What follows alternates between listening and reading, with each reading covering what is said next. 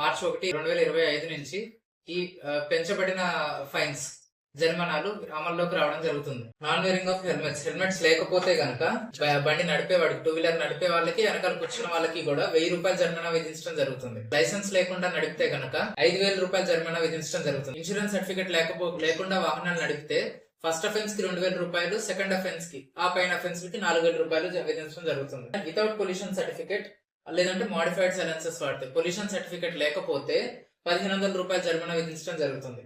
అట్లానే driving dangerously, that is use of hand held communications devices while driving, అంటే mobile వాడి driving చేసినట్లయితే 2 wheelers కానీ 4 వీలర్స్ కానీ, మనకి మొబైల్ వాడుతూ వాహనం నడపడం అనేది ఇక్కడ కామన్ గా మారింది వాహన చోదకులకి. అది ఫస్ట్ అఫెన్స్ కి మాత్రం 1500 రూపాయలు జరిమానా విధించడం జరుగుతుంది.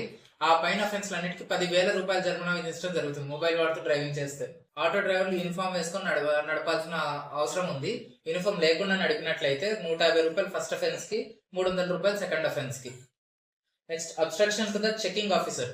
ఈ వాహనాలు నడుపుతున్న వాళ్ళకి సరైన సర్టిఫికెట్లు ఉన్నాయా లేదా, డ్రైవింగ్ లైసెన్స్ ఉందా లేదా, హెల్మెట్ ధరిస్తున్నారా లేదా, ఇవన్నీ చెక్ చేయడానికి పోలీసులు ఎప్పటికప్పుడు గస్తీ నిర్వహిస్తూ ఉంటారు.